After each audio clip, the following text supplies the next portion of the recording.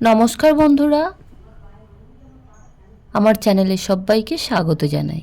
বন্ধুরা, আজকে আমি এমন বেশ কিছু গাছ আপনাদের সঙ্গে দেখাবো বা শেয়ার করব, যে গাছগুলো সম্পূর্ণভাবে ইনডোর এবং আউটডোর দু জায়গাতেই রাখা যায় আর ভীষণভাবে উপকারী গাছ।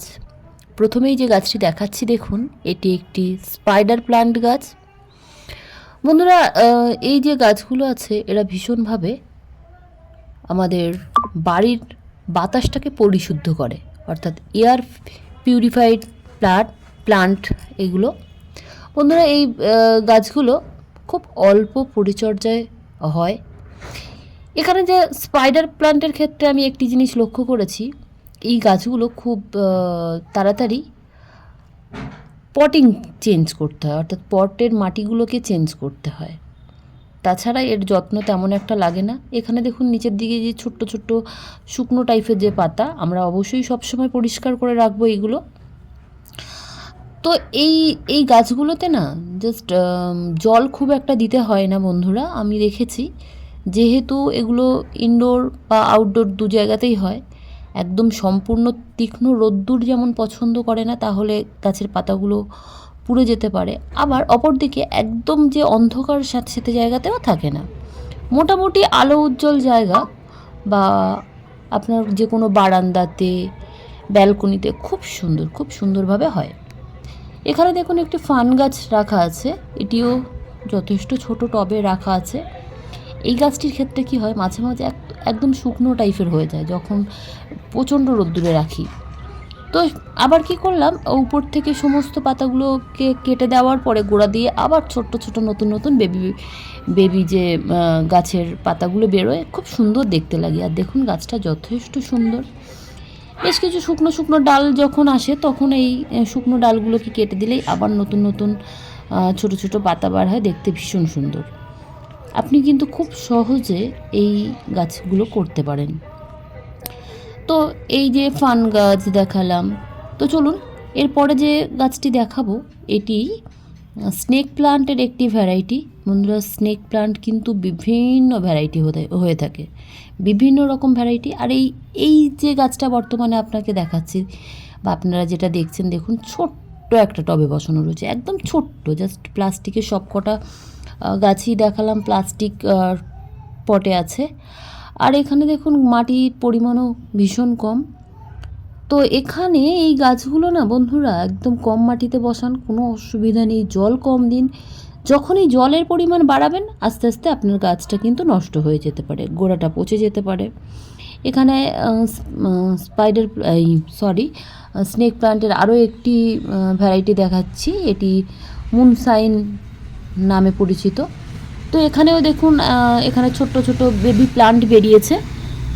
বন্ধুরা, এই বেবি প্লান্টগুলো সাইড দিয়ে যখন বার হয়, দেখতে কিন্তু অসম্ভব সুন্দর লাগে। আর এরা সবাই কিন্তু ভীষণভাবে এয়ার পিউরিফাই করে।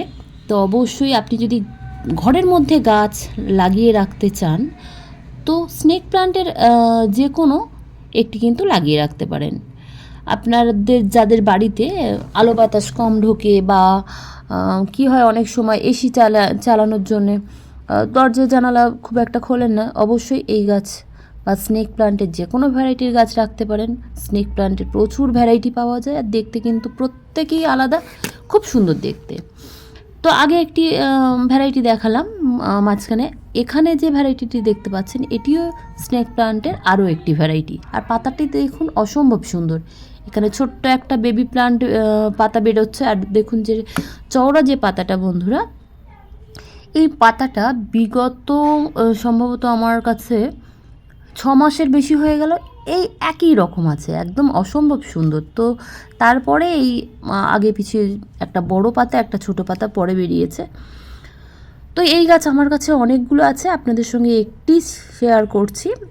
এই গাছেরও তেমন কোনো পরিচর্যা লাগে না, কেবলমাত্র সপ্তাহে একবার করে জল দিলেই যথেষ্ট। আর মাসে যদি একবার বা খুব বেশি হয় দুবার এনপিকে স্প্রে করতে পারেন। বন্ধুরা, এনপিকে আমি দেখেছি ইনডোর বা এই ধরনের গাছের জন্য ভীষণ ভালো, কারণ এগুলো দেখুন আমরা যেহেতু ঘরের মধ্যে রাখি, তাহলে এখানে খুব একটা পরিমাণে আমরা সরিষার খোল বা এই ধরনের কিছু ব্যবহার করব না। জাস্ট মাটিটাকে তৈরি করব যখন, তখন একটু কম্পোস্ট ব্যবহার করলাম, একটু বেলে দোআঁশ মাটি করলাম, এটুকুই যথেষ্ট। এখানে জিজি প্লান্ট আছে আমার কাছে 2টি, একদম ছোট্ট ছোট্ট প্লান্ট আমি নিয়ে এসেছিলাম। সেও মাস 6-7 আগের বা তার থেকেও বেশি হয়ে গেছে। তো যে টব দুটো এনেছিলাম আমি এখনও চেঞ্জ করিনি, এইগুলো 6-8 মাস হয়ে গেছে।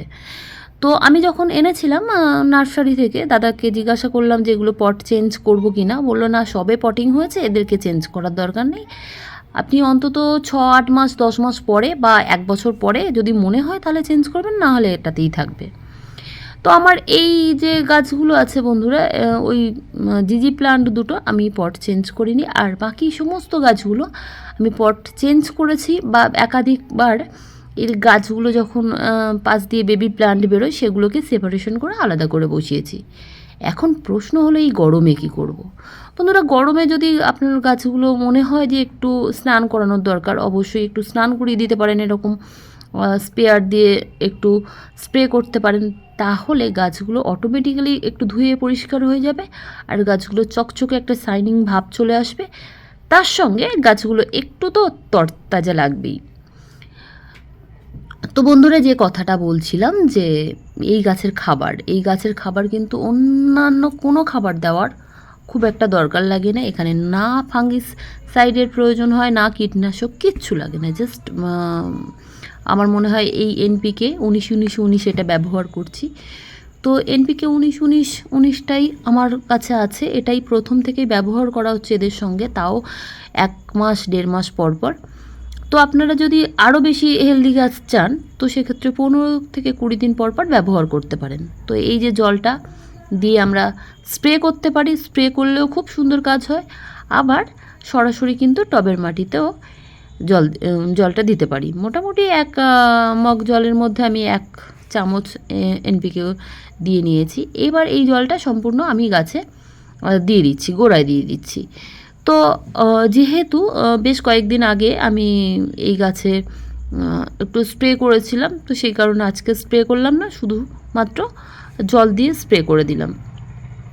তো আপনারাও যদি এই ধরনের গাছ বা গাছ ভালোবাসেন তো অবশ্যই এরকম বাতাস পরিশুদ্ধকারী গাছ নিজের বাড়িতে লাগান, দেখবেন গাছ যেমন খুশি দেবে আর সঙ্গে সঙ্গে বাতাসটাকে কিন্তু আপনার বাড়ির পরিবেশটাকে একটু অন্যরকম করে তুলবে।